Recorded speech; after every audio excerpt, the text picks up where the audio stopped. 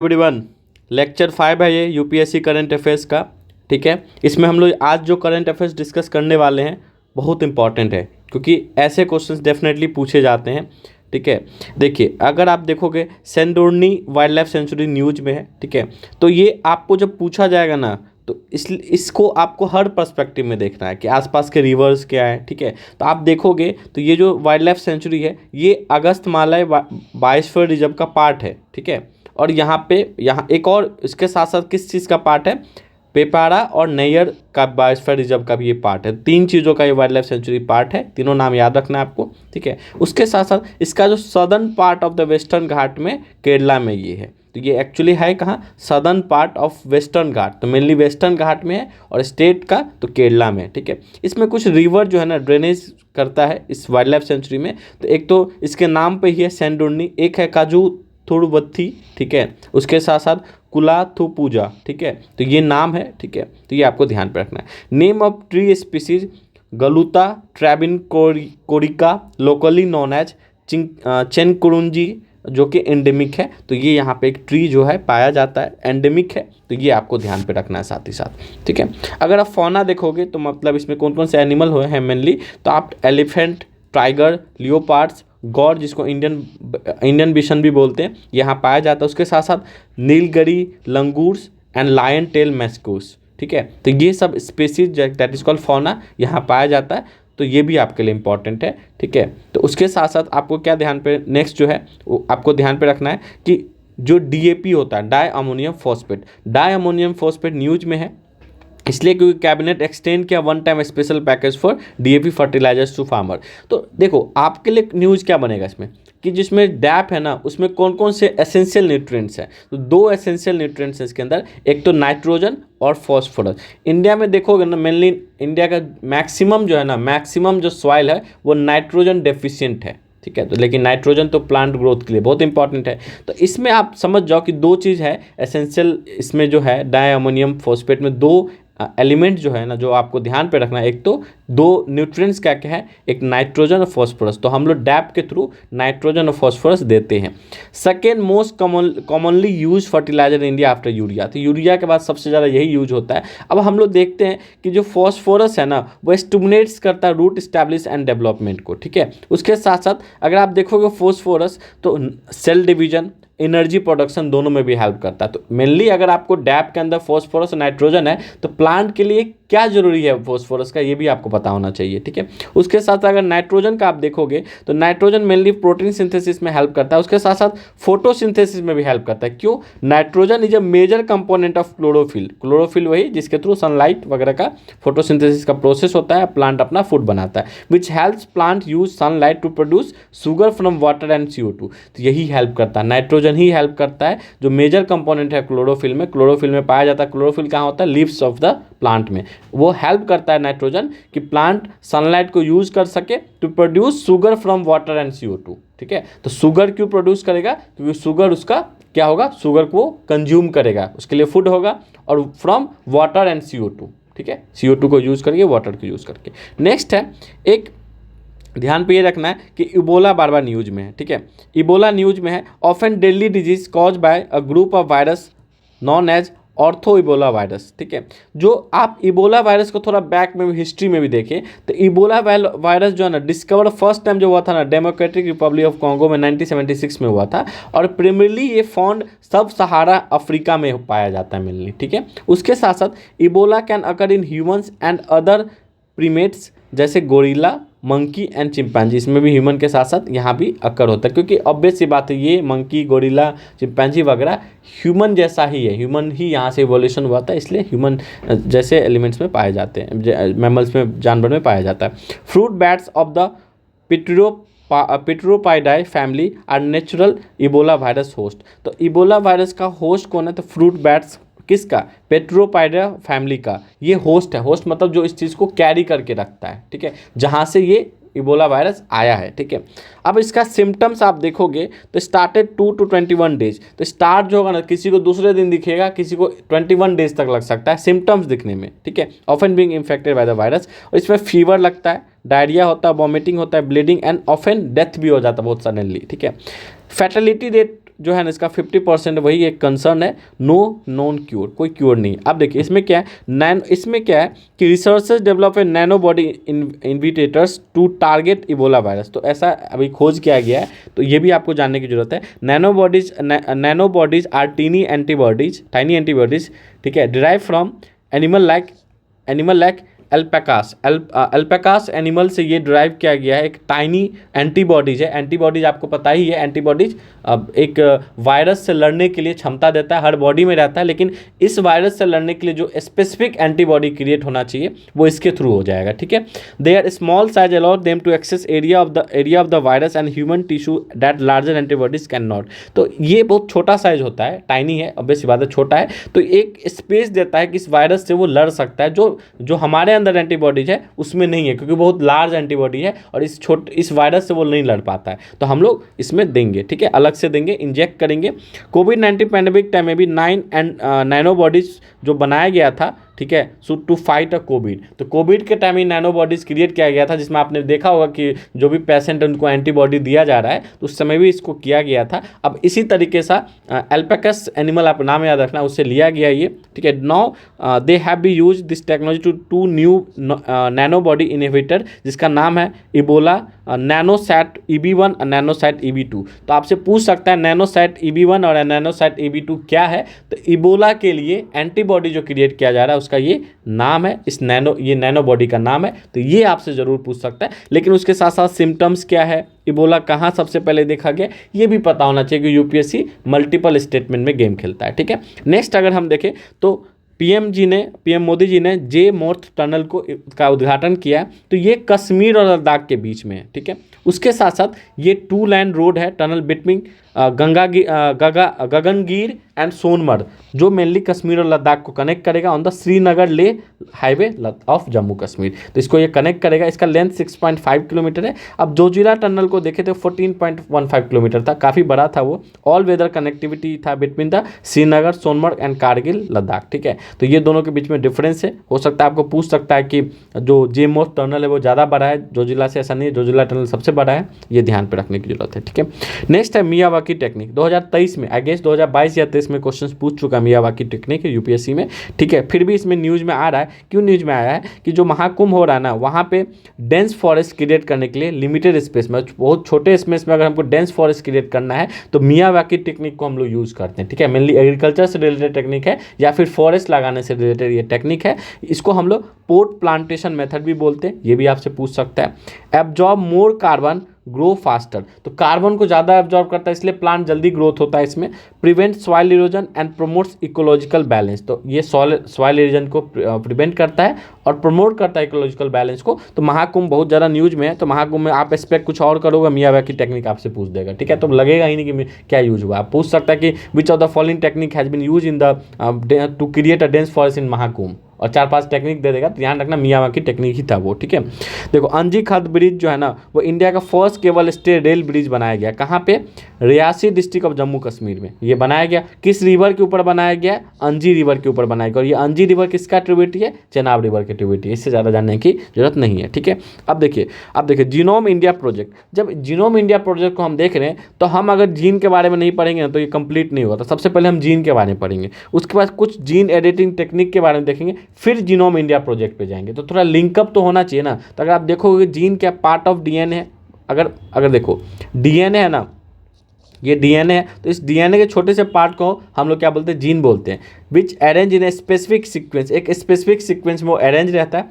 Basic unit of genetic material जो है वो जीन है। तो जेनेटिक मटेरियल का जो बेसिक यूनिट क्या है, जीन है। जैसे ह्यूमन बॉडी का बेसिक यूनिट क्या है, सेल है, ऐसे जेनेटिक मटेरियल का बेसिक यूनिट क्या है, तो वो जीन है। तो यहाँ पे देखो जीनोम मैपिंग क्यों किया जाता है, तो जीनोम मैपिंग में क्या किया जाता है, मैप पार्ट ऑफ क्रोमोजोम के पार्ट को मैपिंग किया जाता है। क्यों, क्रोमोजोम के पार्ट को हम लोग डीएनए बोलते हैं और डीएनए के एक पार्ट को हम लोग जीन बोलते हैं। इसलिए हम लोग क्या करते हैं, क्रोमोजोम को मैप मैप करते हैं क्यों, उससे क्या होता है, if we able to study genome, अगर हमको जीनोम को स्टडी करना है तो हम मैप करेंगे क्रोमोजोम्स का, उससे क्या होगा, हम लोग डिटेक्ट कर सकते हैं डिजीज़ का। क्योंकि देखो कैंसर वगैरह भी जो होता है ना, कैंसर वगैरह में आप देखोगे तो नंबर ऑफ सेल्स बढ़ने लगता है, ठीक है। तो इन सब को स्टडी करने के लिए बहुत हेल्प होता है, ठीक है। डिजीज़ को स्टडी करने के लिए, डिजीज़ का क्या म्यूटेशन है, इन सब को पढ़ने के लिए, क्योंकि अगर वायरस आप देखोगे ना, वायरस पर्सपेक्टिव से आप देखोगे तो जब वायरस जो म्यूटेशन होता है ना, वो आप या तो वायरस डीएनए भी हो सकता है, आरएनए भी हो सकता है, लेकिन इस बात को समझो कि जब भी इस तरह का स्टडी हमको करना है ना, तो हमको मैपिंग करने की जरूरत है, तभी हम डिटेक्ट कर सकते हैं डिजीज़ को। अब जीन एडिटिंग टेक्निक्स क्या है, आपसे पूछ सकते हैं भाई following are gene editing technique, ये क्या है। तो सबसे पहला mega nucleus is a enzyme, ठीक है, which is use for gene editing. Gene editing का मतलब ही होता है कि स्पेसिफिक पार्ट को कट करके, ठीक है, एडिट करना, ठीक है, उसको हम लोग जीन एडिटिंग बोलते हैं। जेड एफ एन क्या है, zinc finger nucleases enzymes help in cutting gene at a specific time. किसी स्पेसिफिक टाइम पे अगर कट करना है तो हम JFN यूज करते हैं, ज़्यादा डिटेल में जरूरत जाने की जरूरत नहीं है। टेलेंस जो है ये भी एक जीन एडिटिंग टूल है। CRISPR-Cas9 भी है जिसको एक्यूरेट जीन एडिटिंग बोलते हैं, क्योंकि इससे बहुत ज़्यादा एक्यूरेटली जीन एडिटिंग होता है, जीन को कट हम लोग बहुत एक्यूरेटली करते हैं। फिर जंपिंग जीन एडिटिंग टूल है, इससे आप तो नाम लगा ही सकते हो, लेकिन इन सबको आपको याद रखना है। अब देखते हैं जीनोम इंडिया प्रोजेक्ट क्या था। तो ministry of science and techniques को स्टार्ट किया था with the help of Indian institute of science and जो अपना बेंगलोर में है, और IITs के द्वारा हेल्प लिया गया था। जीनोम सीक्वेंसिंग में 10,000 इंडिविजुअल का सीक्वेंसिंग करना था। सीक्वेंस का मतलब होता है कि वही study of chromosome, map part of chromosomes, ठीक है, सो दैट हम लोग डिटेक्ट कर सके डिजीजों को। क्रिएशन ऑफ जेनेटिक डेटाबेस, एक जेनेटिक डेटाबेस बनाया गया था। Understand the type of the nature of disease and traits that comprise the Indian population. तो इंडियन पॉपुलेशन में किस तरह के डिजीज और ट्रेट्स है उसको पता करने के लिए जीनोम इंडिया प्रोजेक्ट लाया गया था, ये आपको याद रखने की जरूरत है, ठीक है। UAE climbs 32 sports enter to the 10 in Henley passport index. 2025 का जो हेनले पासपोर्ट इंडेक्स आया है, यूएई ने अच्छा इसमें स्पोर्ट टॉप पे गया है, टॉप 10 में आ गया है, ठीक है। लेकिन यूएस के लिए अच्छी बात नहीं है। US is the second biggest fallen after 2015 से लेकर 2025 के बीच में, आफ्टर वेनेजुला के बाद सबसे ज़्यादा फॉलन जो हुआ है ना, वो यूएस का हुआ है, ये अच्छी बात नहीं है। तो आप देखोगे हेनले पासपोर्ट इंडेक्स में ये इंडिया का जो रैंक है वो ड्रॉप किया, 80 से 85 हो गया है, तो ये भी अच्छा न्यूज़ नहीं इंडिया के लिए। नंबर ऑफ, अब देखो ये जो पासपोर्ट इंडेक्स है ना, इसमें ये पता चलता है कि हम कितने डेस्टिनेशन पे एक्सेस कर सकते हैं उस डेस्टिनेशन को prior visa, without prior visa. हमारे पास वीज़ा नहीं भी और किसी देश में हम जा सकते हैं, डिपेंड करता है कि हमारा पासपोर्ट इंडेक्स जो हेनले पासपोर्ट इंडेक्स वो कितना मजबूत है। तो number of destination their holder can access without the prior visa. तो देखो दो चीज़ होता है, एक तो होता है अपना जो ये बनाते हैं जिसको हम लोग एक तो अपना पासपोर्ट होता है। तो पासपोर्ट तो हमारे देश का, लेकिन जिस देश में हमको जाना है उसके लिए वीज़ा का जरूरत पड़ता है। अगर हम किसी देश में विदाउट वीज़ा जा रहे हैं ना, तो वो हमारे देश का स्टेटस बताता है, ठीक है। तो सिंगापुर जो है ना स्ट्रॉन्गेस्ट पासपोर्ट है। स्ट्रॉन्गेस्ट पासपोर्ट का मतलब वहाँ के कंट्री, वहाँ के जो सिविलियंस है ना, वो कहीं भी जाएंगे तो मोस्ट ऑफ द जगह उनको क्या मिलता है, वीज़ा फ्री मिलता है, ठीक है। नेक्स्ट है GM crop committee to declare conflict interest. तो न्यूज़ में एक हमेशा कमेटी रहता है, दैट इज कॉल्ड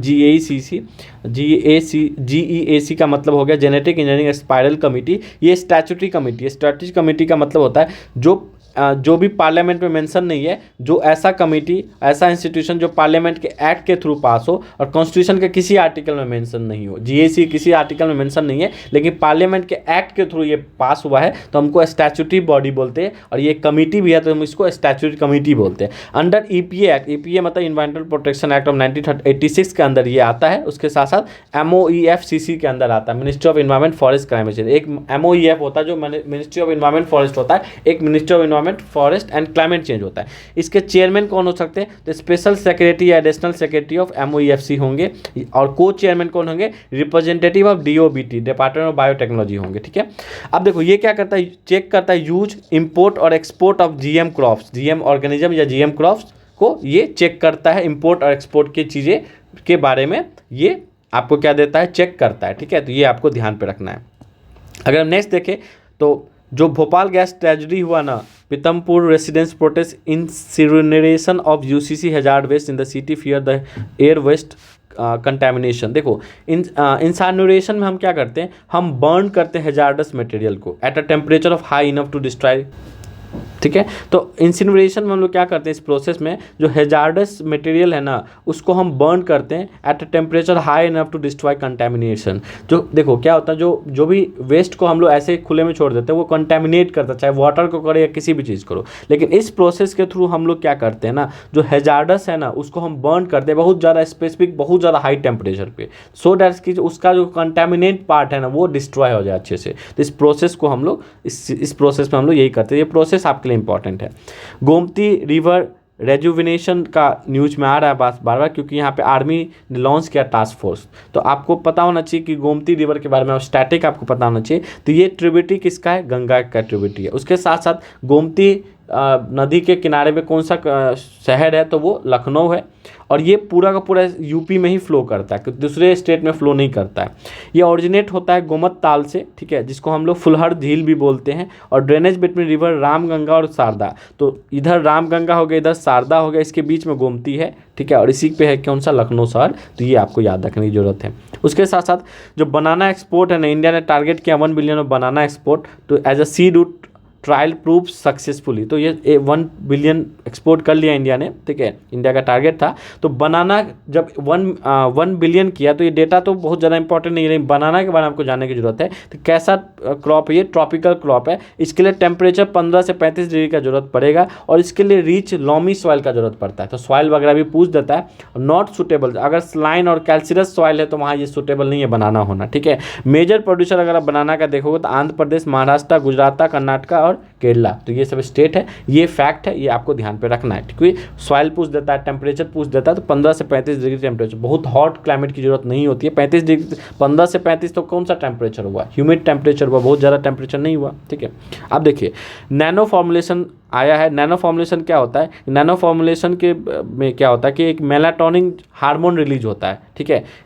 जब भी आप डार्कनेस में जाते हो, अंधेरा में जाते हो ना, तो एक मेलाटोनिन जो है ना हार्मोन रिलीज होता है दिमाग से। वो किसके थ्रू होता है, ये आपको पिनियल ग्लैंड के थ्रू ये सेक्रेट होता है, ठीक है। तो इसका क्या न्यूज है, इसका क्या न्यूज बन रहा है, तो ये न्यूज बन रहा है इसके थ्रू हम लोग ना थेरेपी दे सकते हैं। जो भी पार्किंसन डिजीज है ना, जो भूलने वाला बीमारी है, ठीक है, भूलने वाला जो बीमारी है उसी को हम लोग पार्किंसन डिजीज भी बोलते हैं। तो हमको इस न्यूज़ के थ्रू 3 चीज़ जानने की जरूरत है। एक तो मेलाटोनिन क्या होता है, पिनियल ग्लैंड क्या होता है, और पार्किंसन डिजीज क्या होता है। एक प्रोग्रेसिव न्यूरोलॉजिकल डिसऑर्डर है ये, ठीक है, न्यूरोलॉजिकल डिसऑर्डर है that affects nervous system and the part of the body control by the nerves. जो भी पार्ट हमारे नर्व से कंट्रोल होता है और नर्वस सिस्टम को ये अफेक्ट करता है। तो मेलाटोनिन क्या है, neuro hormone secreted from the pineal gland. तो एक न्यूरॉन हार्मोन है मेलाटोनिन, ठीक है, जो पिनियल ग्लैंड से सेक्रेट होता है of the brain in response to the darkness. जब भी आप अंधेरे में जाओगे ना, तो ये जो हार्मोन है ना ये रिलीज होता है। Secretion is at the highest in the middle of the night. जब रात के बीच रात में ये सबसे ज़्यादा हाईएस्ट और सबसे ज़्यादा सेक्रेट होता है, सबसे ज़्यादा निकलता है।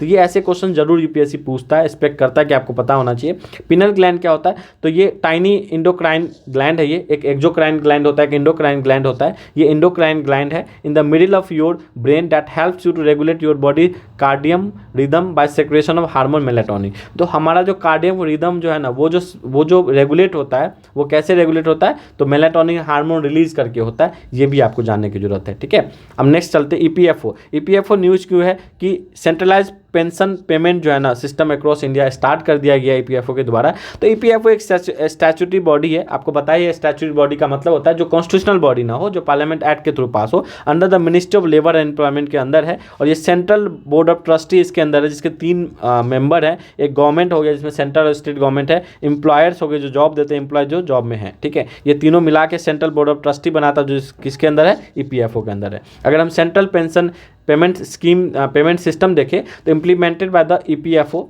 ठीक है। ईपीएफओ क्या है, employees provident fund organisation. Provident fund मतलब जब भी पेंशन खत्म हो गया ना, तो पेंशन खत्म हो गया तो सिंपल सा बात है कि हमारा जो हम अपना पैसा जो कट करवा रहे हैं ईपीएफ के थ्रू, प्रोविडेंट फंड के थ्रू, उस चीज़ को जो रेगुलेट करता है वो ईपीएफओ करता है। अब सेंट्रलाइज पेंशन स्कीम क्या है, पेंशन सिस्टम क्या है, कि इसके थ्रू क्या करोगे ना, आपको जब आपका एसबीआई में पेंशन आ रहा है तो एसबीआई से ही आप उस चीज़ को निकाल सकते हो या फिर सब कुछ कर सकते हो, ठीक है। लेकिन ऐसा नहीं, अब क्या हो जाएगा, पेंशनर जो है ना एक्सेस कर सकता है उसके पेंशन को एनी बैंक और एनी ब्रांच ब्रांच, किसी बैंक और किसी ब्रांच से, मतलब ये हो गया कि अगर आपके ICICI बैंक में पेंशन आ रहा है तो आप SBI से भी उसको चीज़ें चेक कर सकते हो, एक्सेस कर सकते हो, या फिर ICICI का अगर मान लो दिल्ली का कोई ब्रांच है तो मुंबई के भी किसी ब्रांच से आप एक्सेस कर सकते हो। तो किसी भी ब्रांच से, किसी भी बैंक से, ठीक है। Eliminate the need for physical verification, जो फिजिकल वेरिफिकेशन का नीड था उसको एलिमिनेट कर दिया गया।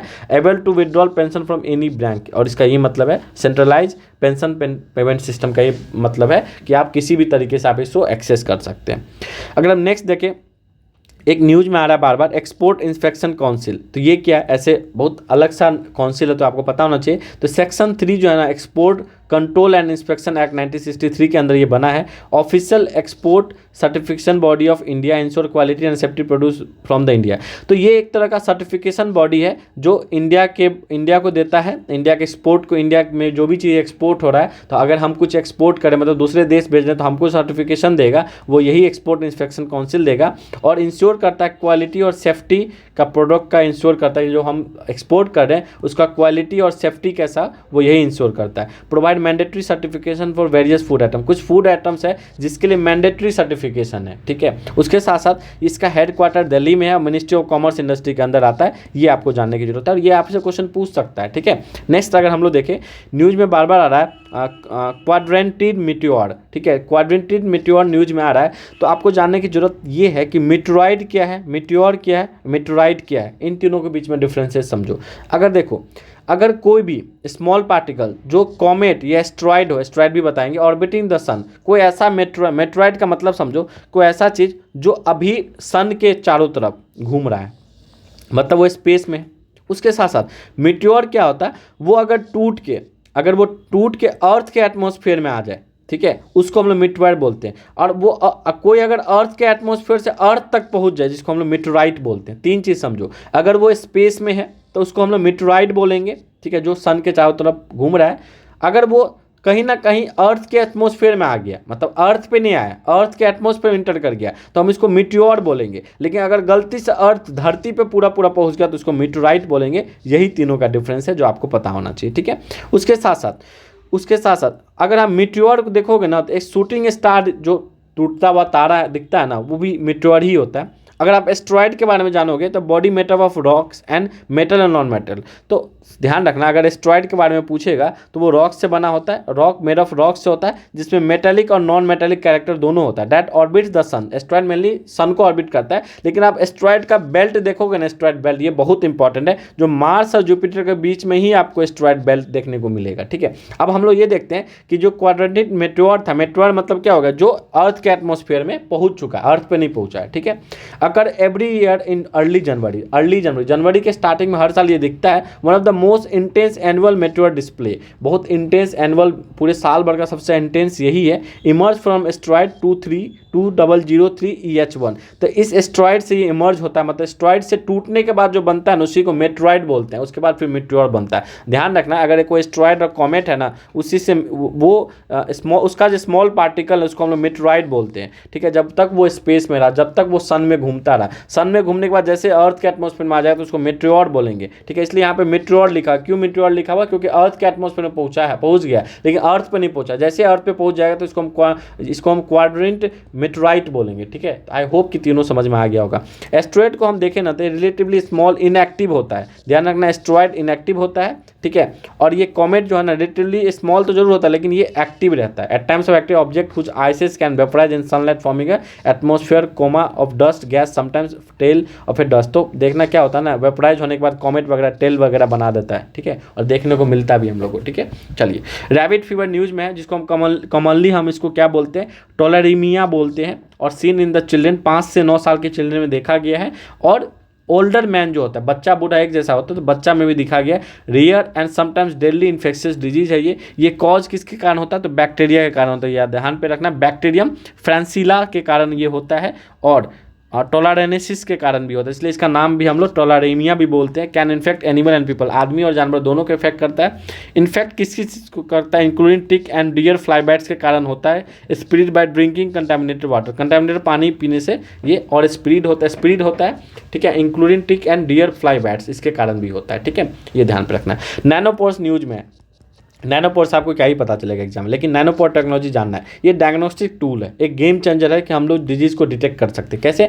ये इलेक्ट्रिकल सिग्नल यूज़ करता है from individual molecules to identify disease. तो ये इंडिविजुअल डिजीज़ को आइडेंटिफाई करने के लिए, ठीक है, ये इलेक्ट्रिकल सिग्नल जो है ना के थ्रू मॉलिक्यूल्स को भेजता है, इंडिविजुअल मॉलिक्यूल्स को भेजता है, और उसके थ्रू हम लोग डिटेक्ट कर पाते हैं कि डिजीज है कि नहीं। तो इसको हम लोग नैनोपोर टेक्नोलॉजी बोलते हैं। तो नैनोपोर टेक्नोलॉजी किसके लिए यूज होता है आसान भाषा में? तो डिटेक्ट अ डिजीज। तो ये यहाँ पे रखना आपको, ठीक है। Cowpea seeds sprouts leaves in space, इसका क्या मतलब है कि देखो, एक कॉपी जिसको हम लोग विग्ना उग्नेविकुलेटा बोलते हैं, पता नहीं प्रोनाउंसिएशन मेरा बहुत बेकार है, ठीक है। ये आपको न्यूज में इसका साइंटिफिक नेम है। ऐसा क्यों न्यूज में है कि इसरो का first biological experiment in space was part of CROPS, ठीक है, an automated platform design to cultivated and sustain plant life in a microgravitic environment space. तो इसरो का एक प्रोग्राम था जिसके थ्रू एक माइक्रोग्रेविटी इन्वायरमेंट स्पेस में एक प्लांट को उगाने का था। तो ये वही प्लांट है जो इसमें लाया गया था। तो ये लेगुमिनियस क्रॉप है, ठीक है, और ये plant with in the P family से ये बिलोंग करता है, और लिग्यूमिनस क्रॉप है। लिग्यूमिनस क्रॉप मतलब ऐसा क्रॉप जिसके अंदर नोड हो, और नोड के कारण क्या होता है कि जिसके भी रूट्स में नोड्स हो जो आपको नाइट्रोजन फिक्सेशन में काम करता है, ठीक है। तो नाइट्रोजन फिक्सेशन बहुत इंपॉर्टेंट है। नाइट्रोजन डेफिसिट, हमारा जितने भी सवाल है नाइट्रोजन डेफिशिएंट है, लेकिन जो भी लेग्यूमिनस क्रॉप है ना वो नाइट्रोजन डेफिशिएंट का काम आसान कर देता है, ठीक है। Having a long trailing vines, ठीक है। तो ये आपको ध्यान पे रखना है, ठीक है। तो पूछ सकता है कौन सा जो है ना, कौन सा लीव या स्प्रॉट जो है ना स्पेस में उगाया गया है through in the microgravity environment space, तो आपसे पूछ सकता है। ऑयल स्पिल हुआ है क्रिटिकली इन क्रीमिया आपको जानने की जरूरत है। तो क्रीमिया आप देखोगे ना, तो यहाँ पे ये यूक्रेन है, ये रसिया, मेनली क्रीमिया जो है ना ब्लैक सी में है, ठीक है। आपसे पूछ सकता है, नियर बाय कंट्री यूक्रेन रसिया वगैरह है, ठीक है। उसके साथ साथ अगर आप देखोगे ना, क्रीमिया के बगल में क्रेच है। ये क्रेच दो चीज़ को कनेक्ट करता है। देखो, यूक्रेन और रसिया के बीच में ना सी ऑफ अजोब है, तो सी ऑफ अजोब और ब्लैक सी को जो कनेक्ट करता है ये कर्च ही कनेक्ट करता है। Connect Sea of Azov and Black Sea, इसको कनेक्ट करता है। कौन कनेक्ट करता है? तो कर्च कनेक्ट करता है। तो आई होप कि इसको समझ में आपको आया। अगर आप 71st बीपीएससी का प्रिपरेशन कर रहे हो, ट्रस्ट मी, बैच बहुत शानदार है, परिश्रम, ठीक है। देख सकते हो, वीडियो भी हमने अभी डाला है। आप लिंक में आके, हमारे डिस्क्रिप्शन ऑफ लिंक में आके, वीडियो के डिस्क्रिप्शन में आके बैच को इनरोल हो सकते हो। अगर आपको बैच का और भी जानकारी जानना है, फ्री टू कॉल अस, ठीक है। आप हमें कॉल कर सकते हो, रीच कर सकते हो, ठीक है। बहुत शानदार बैच है। आपका अपना हैंड रिटेन नोट्स मेंस में भी होगा और प्रीलिम्स में भी होगा। Thank you everyone.